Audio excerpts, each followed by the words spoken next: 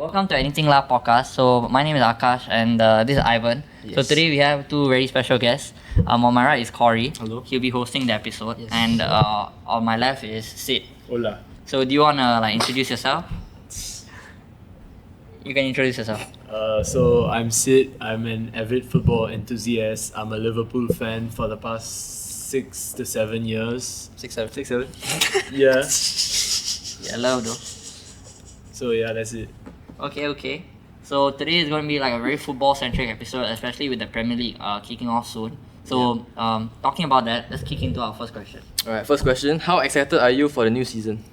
I was pretty excited. We got some nice clubs. Leeds, Sunderland, the promoter clubs are very huge clubs as well. Not like those tin pot clubs getting promoted. It's nice to see like smaller clubs promoted as well, but at the same time, those having these big fan bases and makes it more exciting for everyone.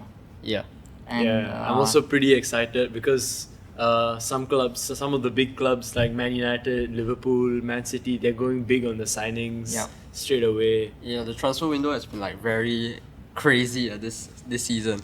Yeah. So I think a lot to hope for the big clubs and also the small clubs. So talking about that, how do you feel about La Liga? Do you think you guys have a chance of winning it, especially since you're in trophyless? To be honest, You guys are in Real Madrid. I mean, I'm a Madrid fan. I think Barca and Madrid and also Atletico has made a lot of signings this season, right? I think Madrid we signed a defender as well. Yeah, Hoyson. Yeah. So I think he's a very promising prospect lah. So and I think I watched some of his games. It's quite refreshing to see like a very young defender playing so well for our club. Yeah. So I think there's a lot to hope for La Liga. And a lot of people overlook Atleti as well. They have signed like Thiago Almada from I think Botafogo. MLS, right? He was in the MLS, then he MLS. went to Brazil, then he came to Atleti. Oh. So he was at Lyon for some time as well. I don't know the exact timeline, but I know it's like they had like a shared group. Yeah. And In that's like Brazil. one of the reasons why even Crystal Palace couldn't go to Europa League. Because Botafogo, Lyon and Palace are all owned by the same owners. I see. So there's a lot of like big moves being made. So we can move on to the next question. Alright, next question is one word to describe your mood for your club this season. My club. Okay, let's start with Ivan first. I would say promising.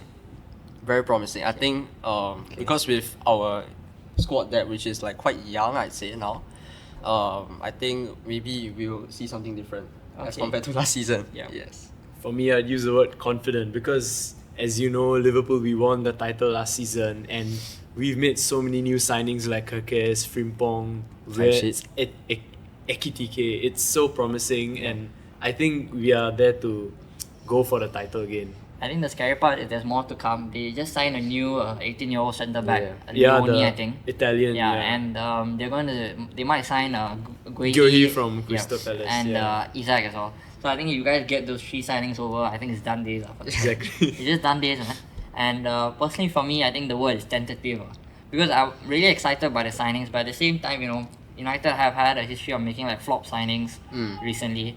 So I just hope that whatever signings we make will be like worth it. But I swear with live like up the expectations. But I swear United is like every time the pre-season like hype and then after Yeah. that when the season starts it just like it goes but I crashing think down. the feeling in the general fan base is different. Right now, there's a lot of outgoing, like the outgoing minority, like we're going to finish top 4. Yeah. But like realistically, I know that's not going to happen. I think personally, I have an ambition of finishing top 6.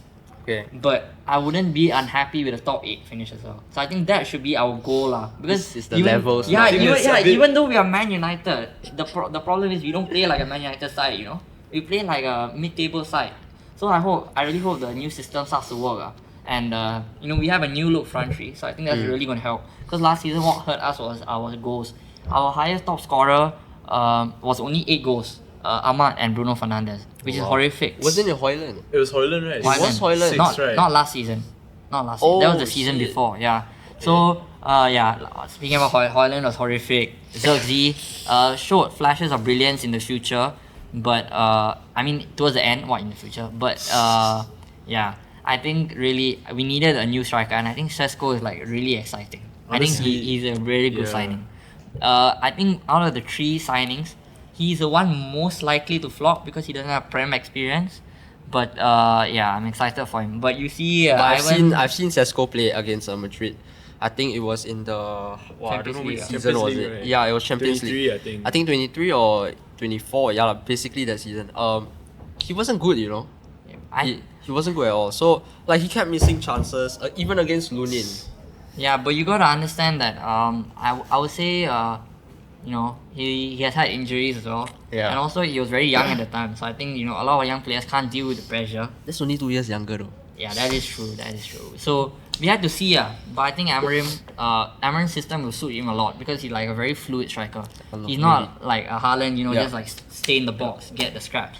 He's good at he's not as good at hold up play as Højlund or Zirkzee is, but I think he's definitely miles better in terms of finishing. But his head game is crazy lah. Yeah, I can't lie. and the way he leaves, his celebration is just not to glaze, but like. So you glaze the legendary. celebration and not like the football Not the stats, ability and yeah. all that. Ah. Okay, interesting.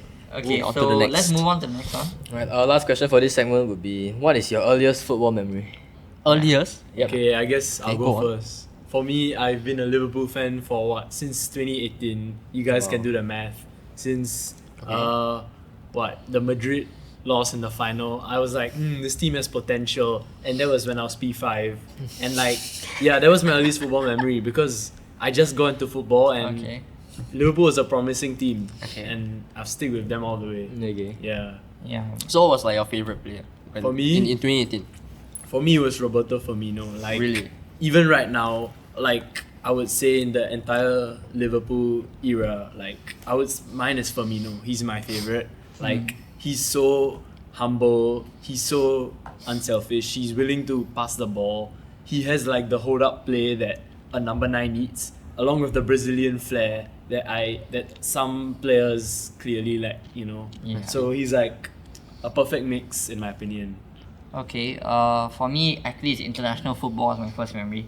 The 2018 World Cup. I remember that's when I really okay. got into football. Yeah. Before that, of course, I chosen Man United. It's more because like my cousin influenced me lah. But I was just following it in the news every now and then. But then after the World Cup is when I really got into it. I remember every morning on the way to school, right, in 2018, P5, P6, I would just read football news, just on the way to school. That's One all I football, would do. bro. Yeah, so one football, go.com, Yes. Give Me Sport, All of them, bro. plastic, All right? of them. I mean, Yeah, for me, before I had it's always social just media, it was follow that, as 432. Yeah. What about you, Corey? What's your earliest memory? I think it was the Liverpool versus West Brom Ederson header game. Okay. Yeah, that what was a random, interesting. like- That was interesting. That was my Okay, father told me okay. that I just got interested in football from then. Wow. I forgot which year. So it was. started like 2018, that year. man. Quite like- recent. 20 It's 2021. Yeah, it's Allison, 2021. It's quite Allison recent. was It's quite 2021. recent. Yeah. It was still the lockdown where the stadiums were empty. Yes. Wow. That's just an aura moment. I can't lie. My earliest moment I can think of in football is also 2018. I think it is Similar timeline all of to us you. we all 2018. started on the same like timeline. Yeah. Because of World Cup, I think, and Yeah. then also the 18-19 UCL was very Was nice to watch. Lah. crazy. Yeah, it was crazy. The final, yeah. Ajax comeback, all that. Wow, Yeah. it's just crazy lah. Yeah. So yours, why do you choose Real Madrid then? I mean, I've always been a Ronaldo fanboy. So Interesting. very funny thing is when I supported Madrid, Ronaldo was in Madrid. Then after that, I think the year after he left. So I had I no think it's choice your fault, but to I stay think it's with just him. your Yeah, fault. so Yeah. But I think it's still a decent choice, right? At least it's Real Madrid. Oh, yeah, Like of course, imagine I if mean- your like favorite player was Messi, and then after you have to support Barca during the shit During years. COVID, bro, Yeah. my days. That would be so Terrible. sad, bro. Yeah.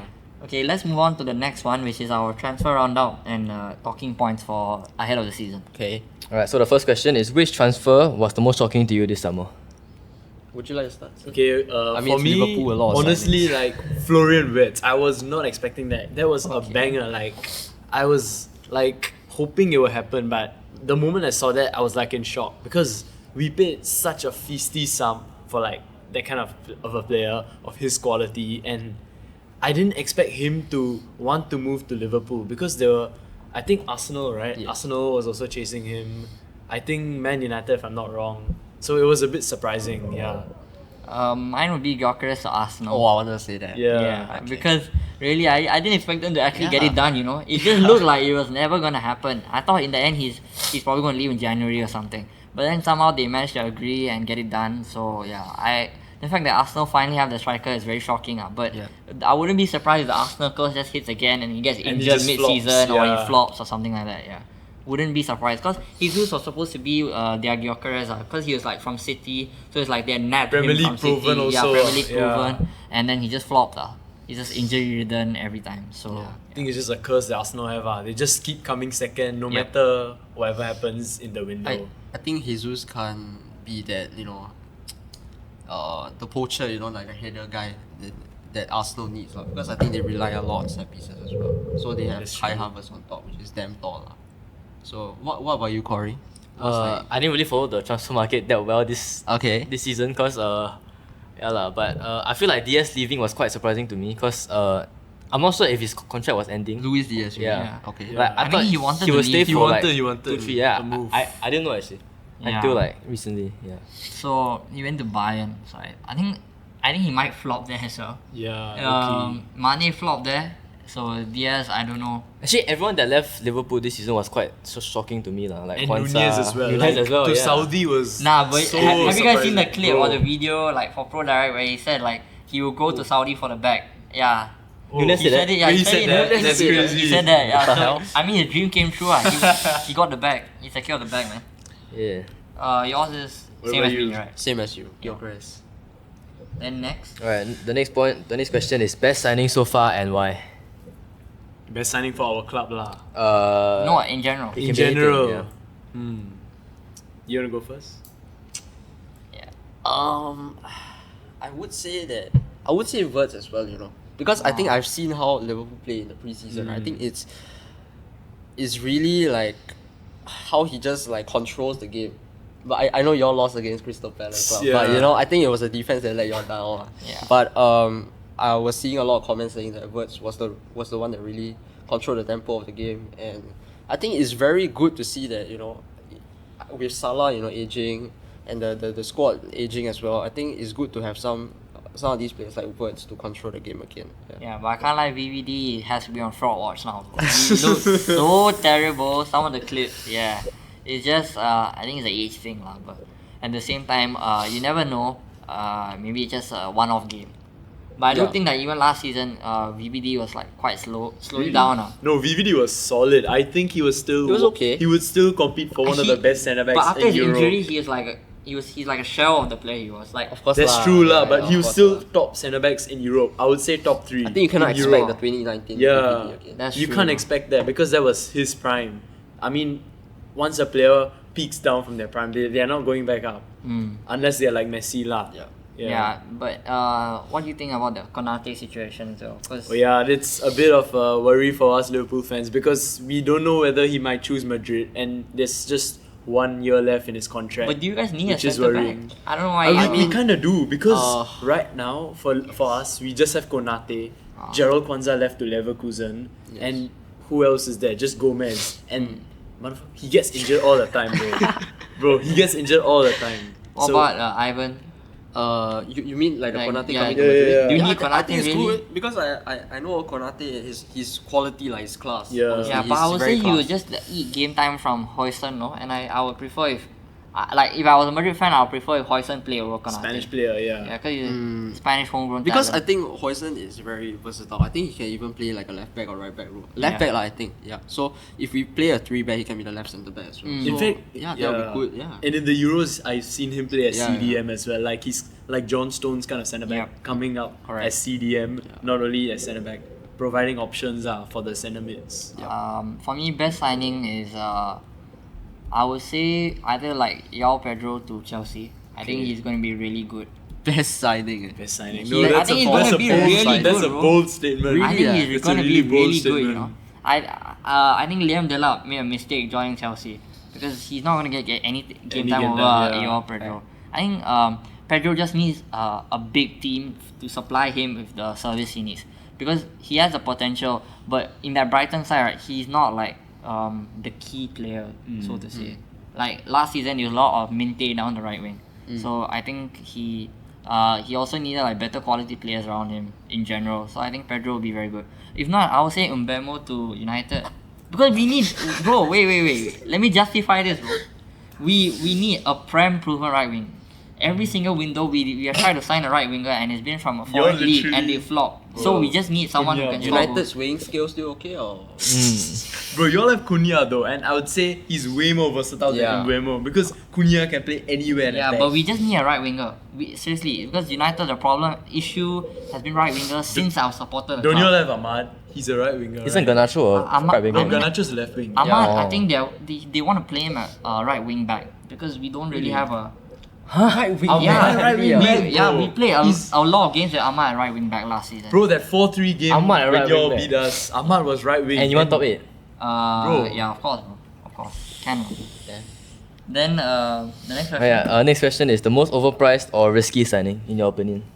Risky. Wow. Risky, wait, yeah. wait. Wow. Okay, wait. Maybe you guys can start off.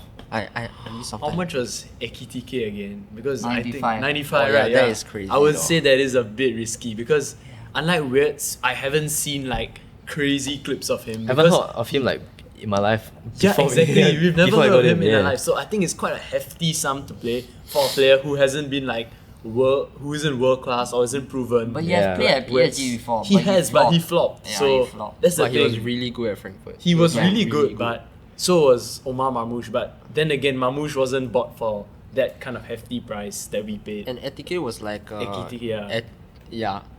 Okay. Yeah. He and Frankfurt he was like the assister to Assister, yeah. Mamouche. Mamouche. Yeah. So he backed a lot of assists, and then Mamouche was just like those two duo up top was like crazy. Yeah. Yeah. I would say mine is Ryan Cherky, Okay, to yeah. City, but they didn't overpay a lot. But I think it's very risky because he had a lot of potential a few years ago. He was like that 16-year-old, Yeah. wonder kid. And then right now, I don't know if he's prem quality. That's the problem. True. I think they did a decent deal to get him, but I seriously think that I don't know if he's City quality. Yeah, I think he will struggle to get game time. One more that comes to mind is Liam Delap to Yeah, Chelsea. that's fair. How much was it?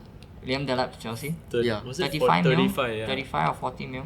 Yeah. There's a backup striker. Yeah, like, for so- backup striker is Yeah. insane, man. I wouldn't. I pay don't that even much. think he'll get game time. Yeah. Yep. And what about you? I would say same as Sid. Ekitike, yeah. Let's move on to the next question. Alright. Next question is which club's transfer window has been the most underwhelming or impressive? So underwhelming first, then impressive.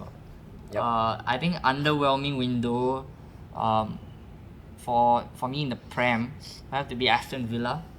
Okay. They haven't done much. Okay. I would have said Newcastle a few days ago because they're just getting rejected by Nothing, every yeah. single player on the planet lah. But Until they got now they got Yeah. the Jacob Ramsey and they got The Malik Nottingham Chiao, Forest Malik Chiao guy. from AC Milan. So I think those two are like low key signs which are good for the squad. Don't really meet their needs, but at the same time it's really good. And I think Ramsey, if I'm not wrong, will be playing centre mid. They got that other guy as well, right? The right wing from Nottingham Yeah, Forest. Ilanga was a good signing, I think, but they overpaid for him. So That's true. there's a high chance he flops. There's a high chance if he flops, that would be like Yeah. waste of money. They could have spent it elsewhere. But I think I think if I'm not wrong, I think Gordon will be moved to centre forward, and they'll play Harvey Barnes or Jacob Ramsey on the left. That's what I'm getting from the Newcastle signings, because So what do you think about Isak? Like, yeah, where, I think where I would he think go Isak for? is going to Liverpool. It's a question mark. Really? Yeah. Liverpool. I Because for the past 1 week, nothing has happened. And Yeah. it's But he's still- refused to train though. That's true, So but I think Liverpool is probably his priority. Yeah, exactly. So I don't know if any other club can really afford him right now, or need him, because Madrid have Mbappe. Yeah. Barca have Rafinha, Lewandowski. Yamal. So they don't really need a Isak. So I think most impressive has to be Liverpool. I think there's Yeah. no competition Obviously, about yeah. that. Of course. But the thing is, there's still a chance that all these signings flop. There's no guarantee that they all work. True. Or like half of them could work. So I think it's still quite a risk.